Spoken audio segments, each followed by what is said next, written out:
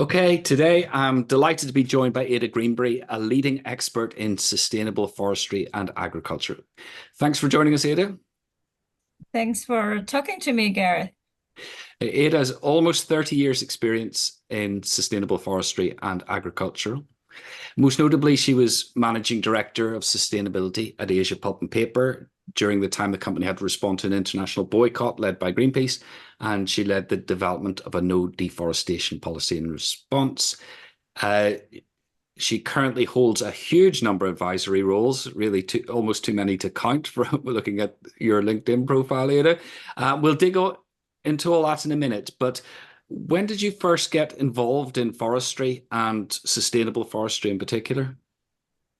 Oh my God, you just mentioned 30 years of experience. That made me feel so old. I got involved in forestry since I was born, basically, because my father, my dad, he was a forestry professor. He was a professor in forestry. He was the dean of one of the largest forestry faculty in Indonesia for 20 years. So he taught me about forestry since I was a toddler. Um, so I became very passionate about forest and forest industry and forest management since I was young, and I joined forestry faculty in university.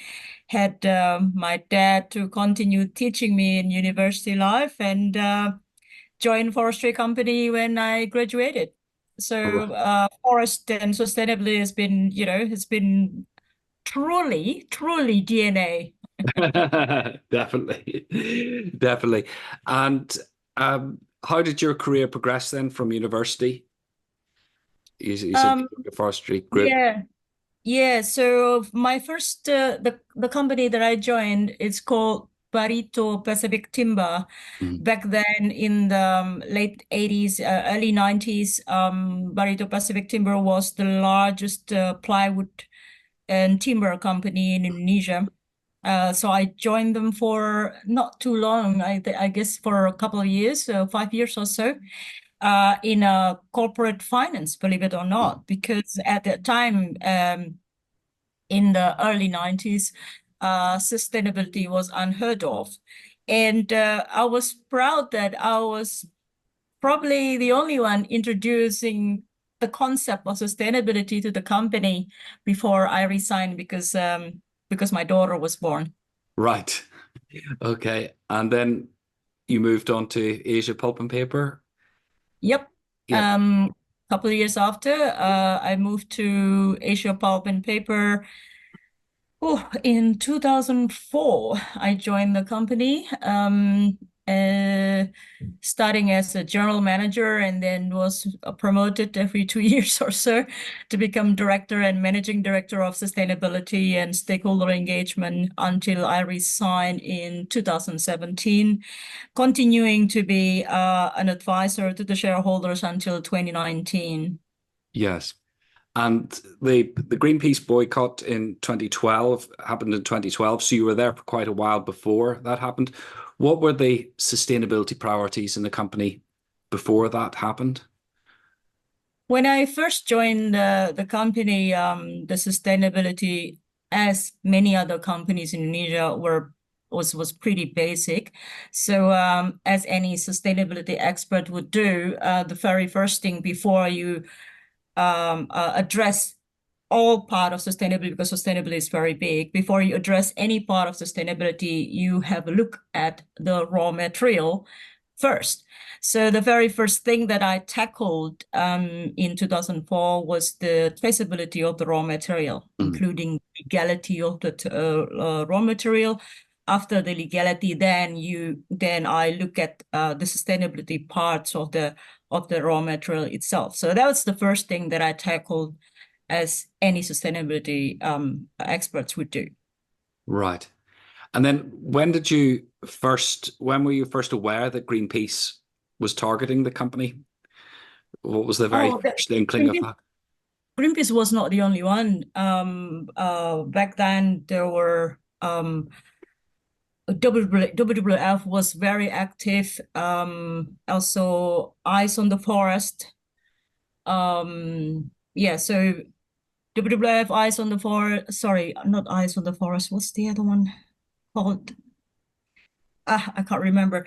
But anyway, WWF was very active before Greenpeace was active in Indonesian forestry sphere.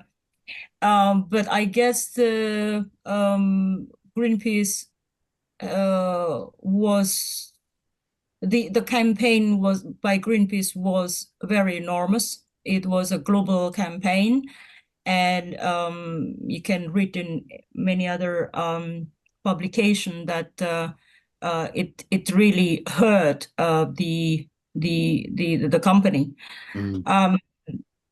I think that's a key for a little bit of tips for campaigns, our campaigners out there, is that you must hurt the most, which is the commercial part of the companies that campaigners should campaign for. Once you touch the commercial part, then companies who are logical would think that sitting down with them would be the best way forward. So yeah, so it hurt the company commercially very heavily. That's when the company decided to sit down with Greenpeace to, okay, what can we do now? There's one thing, Gareth, about campaigners. Campaigners tend to dehumanize the companies that they attack. Yeah. So because they do not have that human-to-human connection with the companies, it's very easy to attack companies. And also from the company side, because they don't have that, as long as they don't have that human-to-human connection with the campaigners, it's very easy to say, oh, they're just campaigner, they just criticize what they say is wrong. It's very easy because you don't have that human connection. Yeah. Once you sit down and both parties try to humanize the other party, then common sense start to take over. And then, okay, all right, we're not perfect, you're not perfect. What can we do together to move forward? And that's basically what happened in my experience. Right. So that was almost the initial response, it sounds like, because as you say, many companies, when they're faced with a campaign like this, will go into denial, batten down the hatches and hope that everything will blow over. But were APP quite proactive then in talking to Greenpeace early on in that boycott?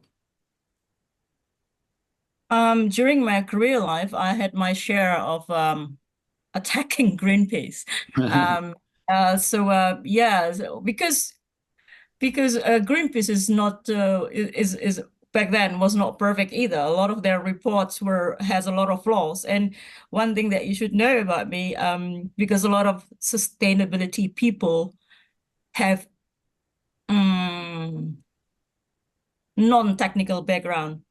Yeah. While myself, I'm very, as I have informed you earlier, I study forestry, A to Z about forestry for many years.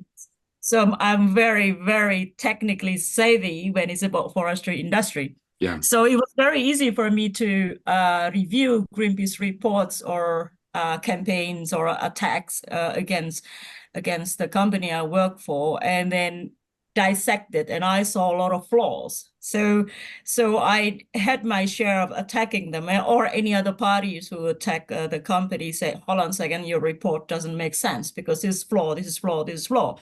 And I was technically correct as well. But what's the point? What's the point of saying this and then no, you're wrong and this and that? Because all parties have their own flaws and all parties have a point. So engagement process was not smooth in the beginning, even when I helped the company to introduce the policy, the no deforestation policy, it was still, there was still friction between parties as well. Also with other NGOs as well, there's still friction as well.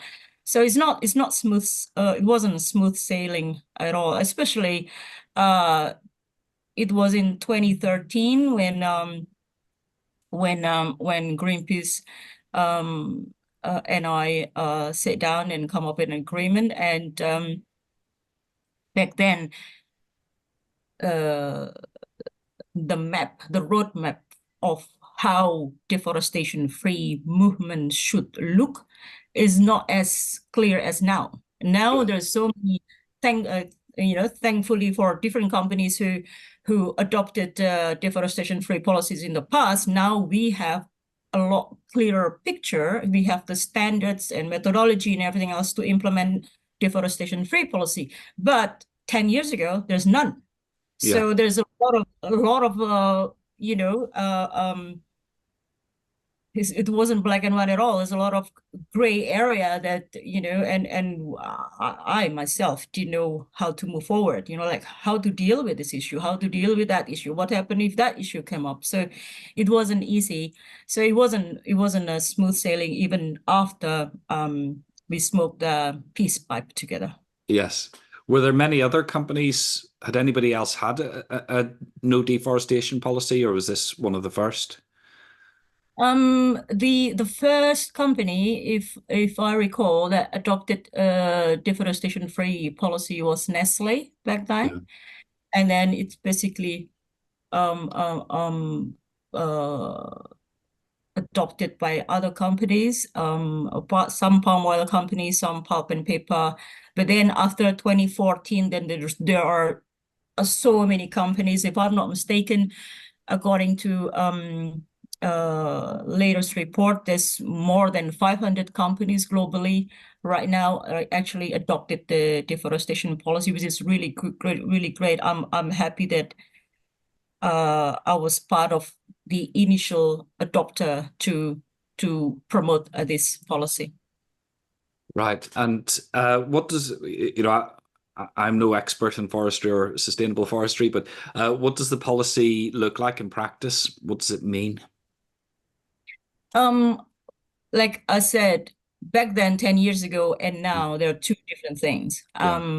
Basically, in a nutshell, basically is no deforestation of natural forest and other natural cover, like sometimes even savanna or swamp should not be developed either. It probably has no forest in it, but it still need to be conserved. So the protection of a natural forest, or what we call it high carbon stock forest, the protection of high conservation values, which could be non-forested area, and then the implementation of free and prior informed consent, basically is protection of the indigenous peoples and local communities, and the implementation of it across supply chain, not just your company, but also the group, the group of the companies, the subsidiaries and everything else, and also your suppliers. So the adoption of the whole group plus supply chain, and those three main things that I mentioned before: high carbon stock, high conservation values, and protection of indigenous peoples and local communities. That's, in a nutshell, that's what it means. So that was obviously a massive change. Not just within the company, but within the supply chain as well. Simple question, but probably a very long answer. How did you manage to do that, to make the change in practice? Communication first. Introduction of the policy. It's not just me, but any companies who are adopted the deforestation-free policy, which makes sense now because right now we are facing the EU deforestation regulation. We are also, the UK is coming up with the deforestation-free policy as well. The US is also coming up with the same policy. So it's very, very, it makes sense that we talk about it, because a lot of companies asking, like, how do we do that? How can we implement EUDR? How can we implement the UK deforestation policy? It's very easy. First, set up a policy, a very clear policy that is meeting international standard. And then the policy is, and the scope of the policy, like I said before, it includes supply chains. The EU due diligence also includes supply chains. The EUDR also includes supply chains, right? So you define the scope. And then after that, communication, engagement to your suppliers or whoever party that is affected by this policy is key. So communication and engagement. And then sometimes you need to make sure that your suppliers also have similar policy to implement to be implemented by the second tier of supplier. So in a operation of a company, they have several tier of supplier, right? Tier 1, and then tier 2, tier 3, tier 4. So you need to communicate and engage the tier 1 suppliers to adopt similar policy, and then to engage a tier 2. So tier 1 can engage a tier 2, and tier 2 engage a tier 3, etc., etc. So it's that the domino effect of this policy that can be implemented in the whole supply chain. And then once they understand and implement it, you set up a verification system. How do you verify that your supply chain actually implementing that? So, it's not easy, but it's not as complicated as a lot of people currently even said that it's impossible to implement that. It's not impossible because, I walked there, I saw it. Well, it does seem like a huge task from an outsider perspective. And, obviously when you're working down the supply chain, you don't have perfect visibility. I suppose you were talking about the traceability before. Did that traceability work help with the implementation then? How does it, sorry? You mentioned that before the boycott, your priority was traceability. So getting the traceability in place, did that help with implementing the deforestation-free policy? Yeah, absolutely. Because when you implement deforestation-free policy, you need to know what are you implementing it to. Like, for example, right now, the EU deforestation or the UK deforestation policies. For example, the EU, they are the scope for the regulation is palm oil, beef, soy, etc., coffee, etc., right? So you know exactly the scope. And then you have a look at your supply chain, what your supply chain consisting of. For example, if you're, I don't know, what is a department store in UK? Aldi, do you have Aldi? Yes, For we have example, Aldi and Lidl. yeah. So Aldi have vegetable, have fruit, have products made from palm oil and everything else. So you basically make a list of what products are you dealing with, what products are you selling, and then each products, what ingredients they have, and from these ingredients, which ingredients are basically priority ingredients such as palm oil, coffee, cocoa, soy, beef. So they're probably the priority that you need to have a look. You need to prioritize it as well. So you need to have a look at the first priority. Okay, where are we getting it from? What supplier? Where are they located? What policy? How they implement it? So yes, it's not easy. Like I said, it's not easy, but it's possible. You have to develop a really clear traceability system. That's for sure. So once you were implementing that, at what point did customers start lifting the boycott and saying that they would work with APP again? Well, in the past, within the next week. So it's quite quick that they lifted the boycott, because I had a list here of some of the companies. You're asking about UK department stores. Sainsbury's, Marks and Spencers, and Tesco's were on the list. Carrefour from France, Staples, Office Depot, Gucci, Hugo Boss, Volkswagen, Fuji, Xerox. It was quite a list of companies that responded to Greenpeace's call for a boycott. So I was just wondering, how quickly were they reassured? Because obviously, with APP being in their supply chain, it's a reputational risk for those brands too. Companies, there are different type of companies. Companies who can actually change their supply base quite easy. So they don't have stock and they don't have agreement with other suppliers. And there are companies who need to do that step by step. So depending on what companies, Like I said, when I made the announcement, within 1 week, there are some companies already knock on the door, but some companies require probably 1 year because their existing stock, existing agreement with suppliers. So depends on the size and the type of the company. Of course, can take between 1 week to 1 year to change supply for any company. So Yeah. And when I was doing a little bit of background research yesterday, before talking to you, I saw that last year Greenpeace attacked APP again, saying that some of the promises hadn't been kept. Have you been aware of that? yeah, I've been reading a lot because I just want to say something here. Announcing a policy, deforestation-free Yeah. policy, has a lot of responsibility.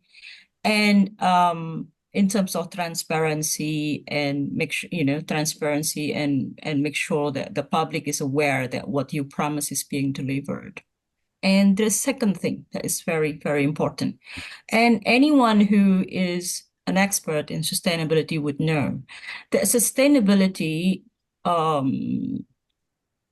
standard science is not written in stone. What I mean is sustainability science evolves on daily basis. So what is probably considered not something, for example, not considered as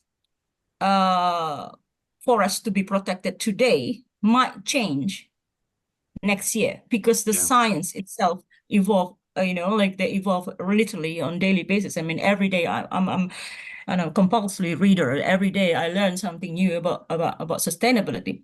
This is something that company or sustainability people within the company must understand. They can't just come up with a policy and expect that it will be stagnant. The policy will be stagnant within the next 5 to 10 years. No, it will need to be improved on a regular basis. That's second thing. Number one, transparency about implementation, and number two, be ready to adopt improvement of this science and sustainability. And there's a lot of those two things are what companies are not aware of, and I think that is wrong. You probably read a paper that was issued a couple of weeks ago. It's called, it's called Corporate Zero Deforestation Commitments and Company Internal Organizational Change.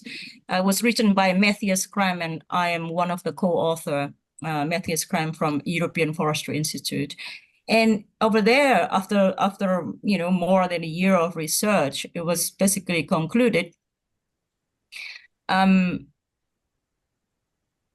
just read the sentence. Our study concludes that while corporate zero deforestation can be seen as having advanced private governance in fight against deforestation, more is still needed for effective implementation. Public governance and regulation could play an increasing role in stimulating adoption and implementation of private governance initiatives. So a commitment by a company alone is not enough, because the change, as part of the conclusion of the paper, that operational change following zero deforestation commitment has taken place within companies, but only to a limited extent.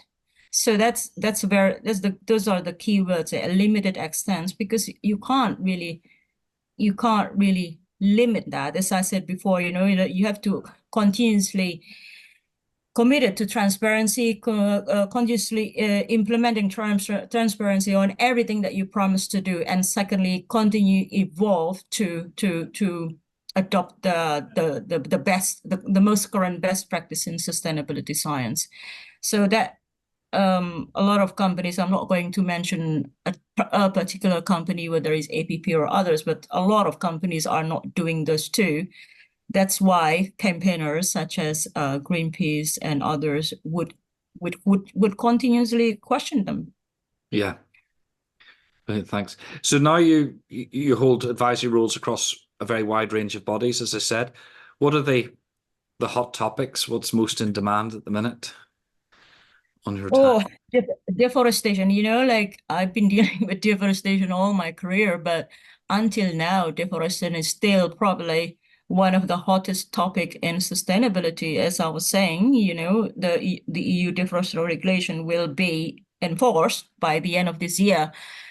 So a lot of companies are lobbying the government, the EU government, to delay this, or even other governments lobbying the EU government to delay the implementation, but it's just not possible, but which I totally agree. Um, and competition between deforestation, between forest protection and development, agriculture. Right now, agriculture is still the biggest threat to deforestation. Like in Indonesia alone, Mm. there's close to there's more than 28 million 28 million of to 28 million hectares of forest being destroyed in 20 years, and from 2020 to Yeah. 2021. So 28 million, that's as big as United Kingdom Yes. destroyed in within 20 years. Why? Because most of them is because of agriculture. So there's a huge competition between economic development and forest protection. And then now the consumers, the average consumers wants the products that they consume or they buy, to be free from deforestation and human rights violations. So this this this phenomenon is still very, very out there currently. Right. And I saw that you were also advisor to Independent Oil Palm Smallholders Union in Indonesia. Uh, Obviously, sustainable palm oil is a huge issue. Most of the products that we buy in UK supermarkets have palm oil in them, or many of them have. I know because my youngest son at 11 refuses to eat anything with unsustainable palm oil in it. So we have to spend a lot of time trying to find chocolate that doesn't have palm oil in it. But what's the current state of play? Because obviously there've been work on trying to get a sustainable palm oil label has been ongoing for a long time. Is that work yet? I when I'm looking at those chocolate bars, I see sustainable cocoa, but I don't see sustainable palm oil badges on them, or very rarely do. So are we any closer to getting a sustainable palm oil? Um, sustainable sustainability labels or sustainability labels for products is something that I have love and hate relationship with. Um, yes, they're good, but I don't think they're enough. Yeah. Again, I'm just using the EU deforestation regulation as an example. They do not accept any certification, sustainability certification, as meeting the regulation, because exactly that, none of the sustainability label right now can 100% stop deforestation linked material entering their supply chain. Hmm. So there's still possibility of deforestation. There's still a possibility of human rights violation, even with the products with sustainability label attached to it. So I always said to everybody, look beyond label, look beyond certification. And that's number one. And number two, see if you can do something to help. And that's one of the reasons why I agreed to join the Independent Oil Palm Smallholder Union from Indonesia as their sustainability and deforestation-free senior consultant, because I want to help them. Yeah. And I'm very proud that this smallholder union that I'm advising is the only smallholder union in Indonesia that is committed to deforestation-free since 2018. Hmm. So, but achieving deforestation-free is probably easy for corporations. It's not so easy when you're dealing with smallholders in Indonesia. That probably only earns between less than $100 to less than $1,000 a month, like it would not be very easy for smallholders who sometimes find it difficult to put some food on the table every night, so we need to be more innovative in helping smallholders to achieve deforestation free than corporations. That's what I've been doing, helping them and try to come up with innovations on how to support smallholders in achieving deforestation free. Number one, their rights need to be respected. Their rights for their land, their rights to protect their customary forests, their rights to have fair price and fair treatment that need to be respected, and how to do that. Unfortunately, not a lot of companies are, very eagerly jumping on the wagon. Yeah, we want to make it happen. So a lot of corporations, even the EU, claim that they have very limited budget to help smallholders, which is, I think, is wrong thing to do. And you mentioned about palm oil. 40% of palm oil in Indonesia are produced by smallholders.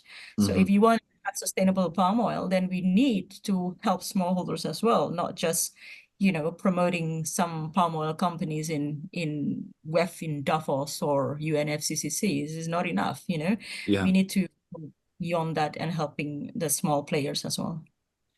Yeah, I was just thinking while you were talking there, so obviously you've talked about pressure coming from the EU, from the UK on these issues, and the UK's only got 4% tree cover, I think, and it used to be a lot more, but we deforested for agriculture a very long time ago, and I sometimes feel it's a bit, there's an element of hypocrisy of looking at Southeast Asia or South America and saying, you must preserve these forests. I'm not saying, I agree that the forests need to be preserved, but there is an element of do what we say, not as we do, I think, coming from some of our countries.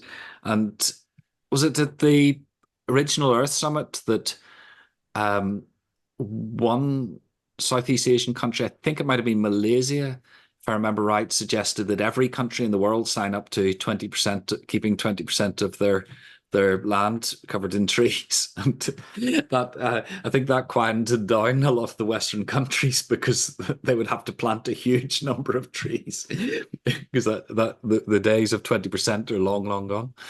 So I don't know whether you have any views on that sort of international pressure, whether is there a responsibility? You mentioned finance there and EU budgets. Is there a responsibility on countries who want to drive those standards down the supply chain to put their hand in their pocket and help? Exactly. It's only well, there are two things. It's only hypocrisy if they do not be part of the solutions. If it's a hypocrisy for UK and EU if they don't play a role in finding and providing solutions. That would be hypocrisy. But secondly, also, the deforestation in Europe as well in UK happened many centuries ago.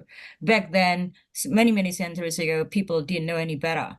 There were no standard for deforestation. There's no standard for conservation forests. So they made a mistake, sure. But does it mean that we allow the same mistakes being done currently by developing countries? Then I think it is wrong to allow people making the same mistakes. We know better now. We know better now. We have better standard. We have more science on climate change. Like Indonesia would be one of the countries that will be mostly affected by the impact of climate change. So do we allow ourselves to see developing countries be affected like that? I don't think that would be hypocrisy if we allow that to happen. So those two things. Hypocrisy, it is hypocrisy if they're not playing a key role to find and provide solutions, including through finance.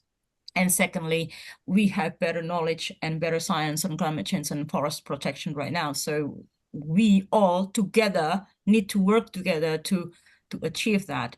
And that 30 by 30 that you mentioned, in Biodiversity Convention, 30 by 30% needs to be protected of forest and ocean and stuff, and that applies to everybody. So Yeah. UK and EU will need to restore their forests as well, you know. So I think that's fair.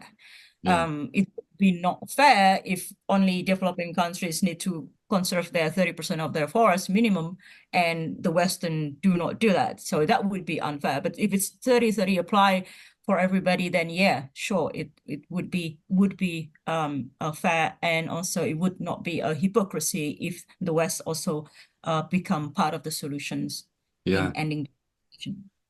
Well, I can say for the UK, we've got a very long way to go. It's yeah, I've taken up quite a bit of your time, and I really appreciate all your insights.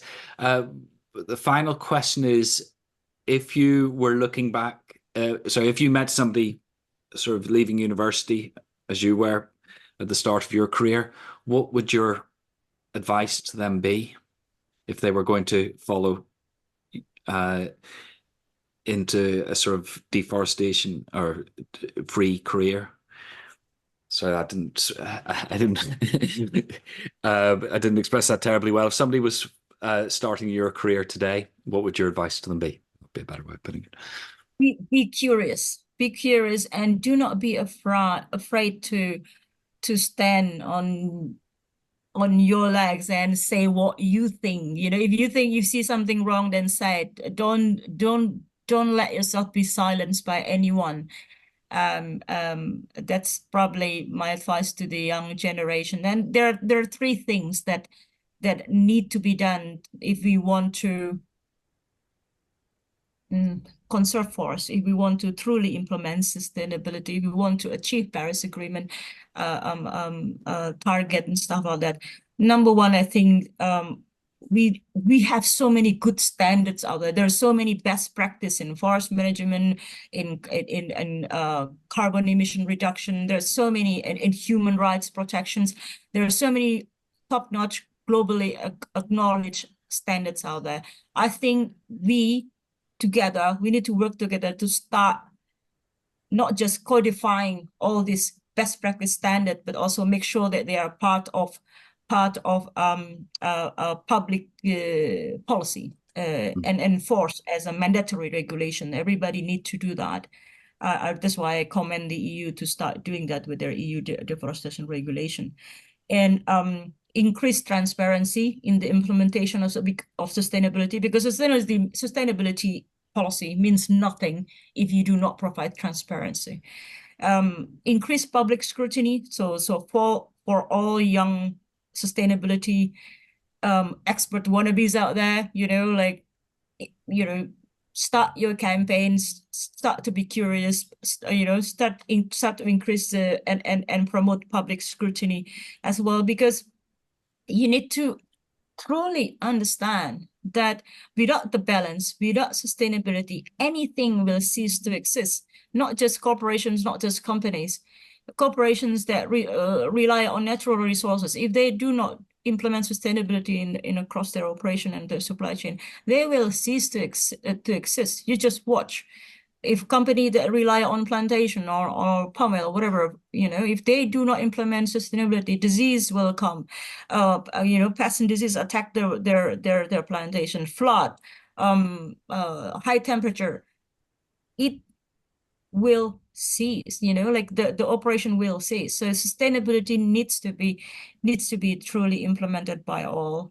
I think those are just three things that I would say, and I want the young generations to understand. Brilliant. Well, thank you very much for all that wisdom. I think that was great advice that nicely summarized a lot of what we've been talking about. So thank you for joining us today, Aida. Thank you, Garrett.